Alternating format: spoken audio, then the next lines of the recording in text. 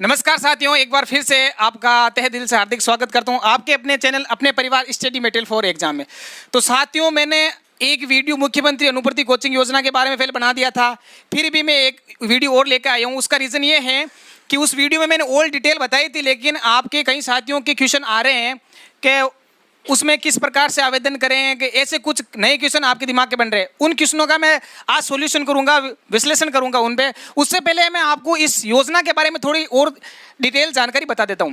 ठीक है साथियों, तो मुख्यमंत्री अनुपूर्ति कोचिंग योजना 2021-22 के लिए माननीय मंत्री श्रीमान हमारे अशोक गहलोत जी ने ये लागू की थी। इसकी घोषणा हालांकि पहले कर चुकी है और इसका हाल ही कल ही एक ऑफिशियल नोटिफिकेशन आया है 10 तारीख को। उसमें लिखा है कि 10 तारीख से 24 तारीख तक इसके जो ऑनलाइन आवेदन है वो आवेदन स्टार्ट हो गए। चलो और साथियों, बिल्कुल हम बिना टाइम वेस्ट किए अगले 2-3 मिनट में इस पे विस्तार से चर्चा करेंगे। और एक बात बता दूं, अगर आप हमारे इस चैनल पे नए हो तो चैनल को सब्सक्राइब करें, लाल बटन दबाकर, और बेल आइकन पे क्लिक जरूर करें ताकि गवर्नमेंट अपडेट से जुड़ी जो भी न्यूज़ है वो सबसे पहले आप तक पहुँच सके। ठीक है साथियों, बात करते हैं इस मुख्यमंत्री अनुपूर्ति कोचिंग योजना की। तो इसमें देखो, आप सबसे पहले क्या है कि जो भी कोचिंग करना चाहते हैं, कंपटीशन एग्जाम की तैयारी करना चाहते हैं, उसके लिए ये योजना निकाली गई है। सामाजिक मंत्रालय के द्वारा ये है, समाज कल्याण के आधार पर। ठीक है, इसमें क्या करेंगे कि प्रति वर्ष 10,000 विद्यार्थियों का चयन करेंगे। कितना?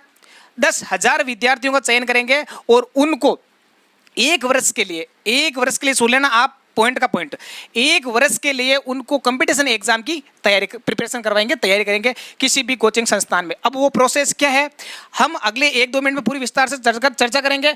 फिर आपके जो कमेंट आए मैं उसका जवाब दूंगा, और उसके बावजूद आपके कोई समस्या आ रही है तो कमेंट बॉक्स में जरूर लिख देना। चलो बात करते हैं, प्रतिवर्ष 10,000 का चयन करेंगे, किस आधार पर करेंगे। तो सबसे पहले देखो, पात्रता इसमें क्या है कि आवेदन कौन कौन कर सकता है। इससे पहले मैं आपको बता देता हूं कि एग्जाम किस किस भर्ती की तैयारी करवा रहे हैं। तो देखो, सबसे पहले यूपीएससी की बताएंगे। इसमें यूपीएससी आरपीसी के ऑफिशियल नोटिफिकेशन है, उसके अकॉर्डिंग बता रहा हूं मैं। 10,000 का चयन करेंगे, मेरिट निकालेंगे, किस आधार पर? यूपीएससी है, उनके अंदर से 200 स्टूडेंट को चुनेंगे। कितने को? 200 को, और उनको सालाना 75,000 की आर्थिक सहायता के आधार पर दिया जाएगा। एक नंबर बात हो गई क्लियर, यूपीएससी। दूसरी बात करें आरपीएससी वालों की, आरपीएससी है आरएसएमएसएसबी वालों के, दोनों के, आरपीएससी और आरएसएस कर्मचारी चयन बोर्ड आधार पर, उनके 500 विद्यार्थियों का चयन करेंगे। ठीक है, और उनको 50,000 के समथिंग आर्थिक सहायता दी जाएगी कोचिंग वालों को, वो उनकी कोचिंग के लिए। ठीक है, उसके बाद में बात करते हैं सब इंस्पेक्टर की, या पे ग्रेड लेवल 3600 के आधार पे उनके 800 स्टूडेंट का चयन करेंगे, और उनकी जो है 20,000 की आर्थिक सहायता दी जाएगी। और इनकी वैलिडिटी बता दें, जो यूपीएससी उनके लिए, आरएसएस बोर्ड उनके लिए तो है 1 साल तक। ठीक है, बात करें सब इंस्पेक्टर पे लेवल, ये 3600 वाले, इनके लिए ओनली आपको 6 महीने के प्रिपरेशन के आधार पे कोचिंग वालों को पैसा दिया जाएगा। 6 महीने आपका कंप्लीट कोर्स कराया जाएगा। 6 महीने तक की तैयारी के लिए गवर्नमेंट आर्थिक सहायता करेगी आपकी। अगली बात करते हैं रीट के लिए। तो रीट के लिए 1500 स्टूडेंट का चयन करेंगे, और उसमें 15,000 की आर्थिक सहायता, वो भी 4 माह तक आपका दिया जाएगा। फिर कर्मचारी चयन बोर्ड पे मैट्रिक्स लेवल 5 से लगा के 5 मैट्रिक्स लेवल से लगा के पे मैट्रिक्स 10 तक 1200 विद्यार्थियों का चयन करें। कहाँ से? कर्मचारी चयन बोर्ड के जो है पे मैट्रिक्स 5 के अकॉर्डिंग जो वैकेंसी आती है 5 से 10 तक। ठीक है, 5 से 10 तक, उसके 1200 विद्यार्थियों का चयन करेंगे, और आर्थिक सहायता 10,000 रुपये की, वो भी 4 महीने के लिए। फिर बात करें राजस्थान पुलिस की सबसे बड़ी भर्ती कांस्टेबल, उसके लिए 800 विद्यार्थियों का चयन करेंगे, और 800 में 10,000 की आर्थिक सहायता, और वो भी 4 माह के लिए। आ रही बात समझ में? आ रही है तो लाइक ठोको यारो, लाइक में कंजूसी मत करो। ठीक है, उसके बाद में इंजीनियर मेडिकल के लिए 4,000, सबसे बड़ी पोस्ट इसी में होंगी। ठीक है, सबसे बड़े विद्यार्थी इसमें चयन करेंगे। किसमें? इंजीनियरिंग और मेडिकल कॉलेज, इसमें 4,000 के समथिंग लेंगे, और 70,000 रुपये की आर्थिक सहायता, 1 साल तक की वैलिडिटी है इसमें। ठीक है, और कलेक्ट के लिए आपको पता ही होगा 1,000 विद्यार्थियों का चयन करके। इस अकॉर्डिंग ये जो नोटिफिकेशन है मैं बताया, वो अपने टेलीग्राम पे मिल जाएगी, और टेलीग्राम का आपको पता ही है लिंक कहाँ मिलेगा, वीडियो के डिस्क्रिप्शन में। सही बात है। चलो, ये हो गई आपके कलेक्ट। टोटल 10,000 विद्यार्थियों का चयन करेंगे मेरिट के आधार पर। अब मेरिट किस प्रकार से निकालेंगे वो चीज़ मैं आपको बता देता हूं कि किस आधार पे उनका चयन करेंगे, मेरिट निकलेगी, पात्र कौन है, योग्यता कौन है, आवश्यक दस्तावेज क्या है। आपके जितने भी जो एक क्वेश्चन बन रहे हैं दिमाग में, सबका मैं अगले 1 मिनट में आंसर दूंगा। ठीक है साथियों, तो अपने सभी साथियों को एक बार शेयर जरूर कीजिए, सबको पता चल जाए, ताकि आर्थिक स्थिति से जो भी कमजोर अभ्यर्थी है बिल्कुल इस योजना का लाभ ले सकें। ठीक है, और इसमें एक बात बता देता हूँ, हॉस्टल की भी सुविधा है। आप अगर कोचिंग करना चाहते, सपोज कोई दूसरे जिले का अगर कहता है मैं जोधपुर उत्कर्ष के अंदर में कोचिंग करना चाहता हूँ, तो अगर वो सपोज नागौर का मान ले, तो कहता नागौर का हूँ मैं और उत्कर्ष जोधपुर में रहना चाहता हूँ, उसके लिए गवर्नमेंट प्लस 40,000 अलग रहने खाने पीने के व्यवस्था की भी अलग दे रही है। कोचिंग फीस अलग है, प्लस 40,000 इसके अलग दे रही है। अब इसका फायदा आप किस प्रकार लोगे उसकी मैं डिटेल विस्तार से जानकारी बता देता हूँ साथियों। देखो, सबसे पहले दिमाग में आती है कि आपके सर इसके अंदर पात्रता क्या है, मतलब आवेदन कौन कर सकता है। एक नंबर चीज तो आवेदन सबसे पहले आप राजस्थान के मूल निवासी होने चाहिए। आ रही बात समझ में? बिल्कुल, राजस्थान का मूल निवासी, एक नंबर चीज। दूसरी बात क्या है, 10th + 2 10वीं 12वीं पास होना चाहिए। वही तो एग्जाम की कंपटीशन की तैयारी करेगा। आपको पता होगा 10वीं और 12वीं पास करने के बाद कोई कंपटीशन के एग्जाम की पहले तो नहीं कर सकता ना, तो 10वीं और 12वीं पास होगा वही कंपटीशन एग्जाम की तैयारी कर सकता है। उसके बाद में कौन आवेदन कर सकता है, सबसे बड़ी बात ये, ठीक है। आज कमेंट आए थे तो मैं बता देता हूं, आप ध्यान से सुन लेना। सभी general, OBC, EWS, MBC, SC, ST total category के स्टूडेंट विद्यार्थी आवेदन कर सकते हैं। अब कईयों के दिमाग में आगा कैसे, जनरल वाला कर सकता है लेकिन उसके पास ईडब्ल्यूएस होना जरूरी है।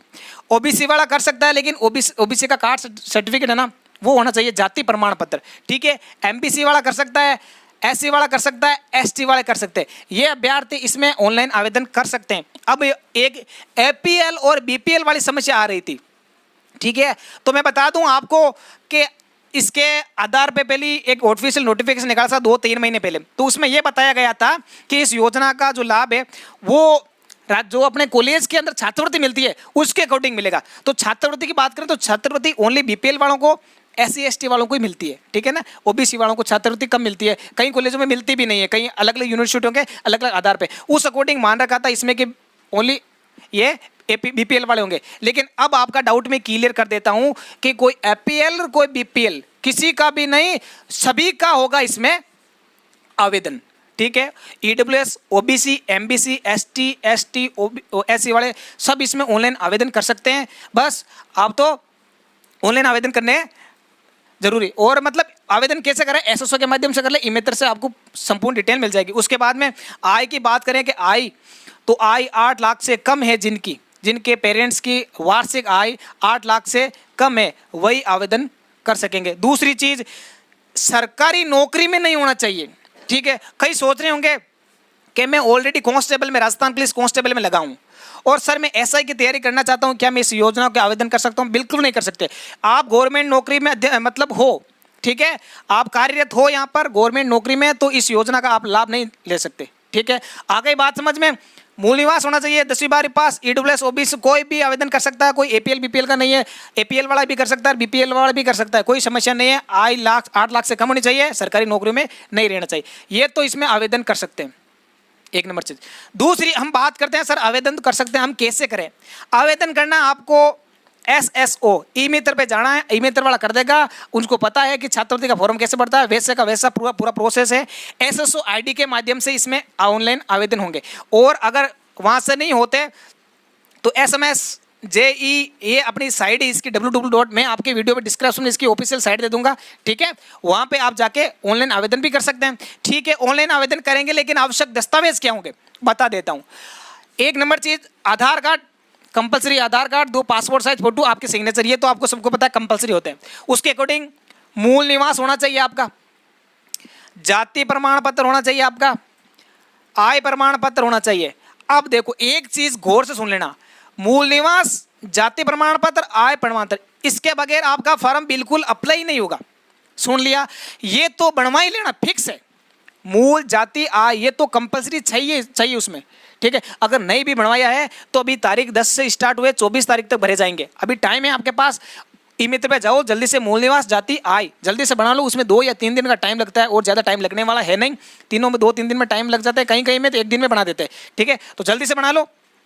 उसके अकॉर्डिंग फिर आती है 10th, बात करें 10th + 12th की मार्कशीट होती है, वो इसमें चाहिएगी। फिर अन्य डिग्री 10th 12th, सपोज जो राजस्थान पुलिस कांस्टेबल की तैयारी करना चाहता है तो उसके लिए 10th + 2 काम आएगी। जो ग्राम सेवक अपने कहते हैं रिट वगैरह की ऐसे कुछ तैयार करता है तो इसके लिए अन्य रिट के लिए आपको बीएड वगैरह डिग्री चाहिएगी, एसएसटी की डिग्री चाहिए। ग्राम सेवक और पटवारी की तैयारी करोगे तो उसमें ग्रेजुएशन चाहिए, तो वो भी डिग्री इसमें काम आएगी। आ रही बात समझ में? तो साथियों लाइक जरूर कीजिए दिल से अगर वीडियो अच्छा लगे। अब हम बात करते हैं आपके जो डाउट है कि आपके डाउट कौन कौन से थे। कल मैंने एक वीडियो अपलोड किया था, उसमें कईयों के डाउट आ रहे थे, उस डाउट को मैं क्लियर करता हूं। अकॉर्डिंग उसके आधार पर अगर और भी कोई डाउट आ रहे हैं आपके दिमाग में तो मेरे को आप कमेंट बॉक्स में जरूर लिखे साथियों। चलो मैं आपको वो डाउट बता देता हूं कि क्या क्या आए थे। ये राजू का आया था कि सर मैं बीए फाइनल ईयर में हूं और ग्राम सेवक की तैयारी करना चाहता हूं। बिल्कुल आप कर सकते हो, कोई समस्या नहीं, इसमें कोई इशू नहीं है। फिर सीमा बिश्नोई का एक आया कि इसका फॉर्म हर कोई कंपटीशन एग्जाम में तैयारी करने वाले भर सकते हैं। बिल्कुल मैंने बताया ना, आप यूपीएससी आरपीएससी अभी जो मैंने बताया इसकी पीडीएफ पे टेलीग्राम पे डाल दूंगा मैं, आराम से देख लेना आप। उसमें यूपीएससी आरपीएससी पे ग्रेड लेवल से 5 से लेकर 10 तक उसमें राज्य कर्मचारी बोर्ड से आधार पर रिटायर्ड कलेक्ट है, इंजीनियरिंग है, उसमें मेडिकल है, उसके आधार पर आप अकॉर्डिंग भर सकते हो। लोकेश मीणा का कहना है कि सर मैं बीए सेकेंड ईयर का हूँ, स्टूडेंट हूँ, ओबीसी क्या मैं फिल कर सकता हूँ? बिल्कुल लोकेश जी आप कर सकते हो। ओबीसी का वो एपीएल बीपीएल वाला सिस्टम बिल्कुल खत्म हो गया, आपको दिमाग में डाउट कर लेना, क्योंकि मैंने एक ऑनलाइन आवेदन ओबीसी वाला का भर के देख लिया, ठीक है, ऑनलाइन आवेदन चल रहा है उसका। उसके बाद में माही कह रहा है कि हाँ जैसे बीएससी बीएड के साथ कोचिंग करना है उनके लिए एक चीज़ बता देता हूँ मैं आपको क्लियर, कि कईयों के दिमाग में आ रहा है कि सर मैं बीए कर रहा हूँ और बीएससी कर रहा हूँ, रेगुलर हूँ और आईटीआई कर रहा हूँ, कोई कॉलेज की डिग्री कर रहा हूँ, मेरा ये साथ में चल रहा है, बीए बीएड चल रहा है, बीएससी चल रहा है, जो भी है, मैं फर्स्ट ईयर में हूँ, सेकेंड ईयर में हूँ, मैं नॉन कॉलेज हूँ या प्राइवेट हूँ, रेगुलर हूँ, जो भी हूँ। तो मैं एक चीज़ कहता दूँ, अगर आप ये कर रहे हो साथ में, ठीक है, अकॉर्डिंग प्लस इसके साथ में आप कंपटीशन एग्जाम की तैयारी करना चाहते हो तो इसमें कोई इशू नहीं, आप भर सकते हो। वो आपकी डिग्री अलग चल रही है। जैसे आप बीए फर्स्ट ईयर कर रहे हो, बीए सेकेंड ईयर कर रहे हो और इधर कांस्टेबल की भर्ती आ रही है सामने, अगर आप भर्ती में आवेदन करना चाहते हो तो आप 10th पास 12th पास उसके अकॉर्डिंग आप एग्जाम तो दे सकते हो ना। आई बात समझ में? तो इसका मतलब जो इधर रेगुलर नियंत्रण अध्ययनरत है वो भी आवेदन कर सकते हैं, कोई इशू नहीं है अकॉर्डिंग। उसके बाद में आप लाइफ इज लोवाड़ा क्या कहता है कि हम बीपीएल में नहीं है, हम इस योजना का लाभ नहीं ले सकते क्या? नहीं, बिल्कुल आप ले सकते हो, कोई इशू नहीं है। बीपीएल आवेदन मतलब आप बता दिया, और कोई है नहीं इसमें। विकास कहता है इसमें कि मैंने आईआईटी कॉलेज में एडमिशन ले रखा है, मैं इसका आवेदन कर सकता हूँ। बिल्कुल विकास जी कर सकते हो। और जीके क्यूज वाला कहता है जनरल वाला भर सकता है, बिल्कुल जनरल वाला भर सकता है, ईडब्ल्यूएस का आपको सर्टिफिकेट होना चाहिए। सीमा बिश्नोई लोकेश ओबीसी है, जरूर भर सकते हैं, बिल्कुल। इसके अलावा और कमेंट क्या है कि सर मेरे 84 है, 86 है, अप्लाई कर सकता हूँ। अरे परसेंटेज के आधार पर ये चीज़ मैं आपको बताना चाहता हूँ कि अभी आवेदन हो गया, सब चीज़ हो गई, एसओसो पे आपने आवेदन कर दिया, 10th और 12th के जो मार्क के मतलब नंबर है, प्रतिशत है, उसके आधार पे इसका चयन करेगा। अब एक छोटा सा एग्जांपल देकर समझाता हूँ आपको धीरे से। कैसे? सपोज कोई भर्ती में आपको कैसे राजस्थान पुलिस के जैसे 5000 पोस्ट निकली, तो 5000 के अंदर आपको पता है कि फार्म कितने भरेंगे। सपोज मैं बता दूं 10 लाख फार्म आ गए आवेदन, 10 लाख में जैसे लेने कितने को 5 लाख हो, उसको कईयों को पेपर बाहर निकालेंगे, फिजिकल बाहर निकालेंगे, मेडिकल बाहर के अकाउंटिंग ऐसे करते करते कितने मिलेंगे 5000 को। वैसे इसमें फार्म भरना है, 10वीं 12वीं के परसेंटेज के आधार पर लेंगे, कितने लेने।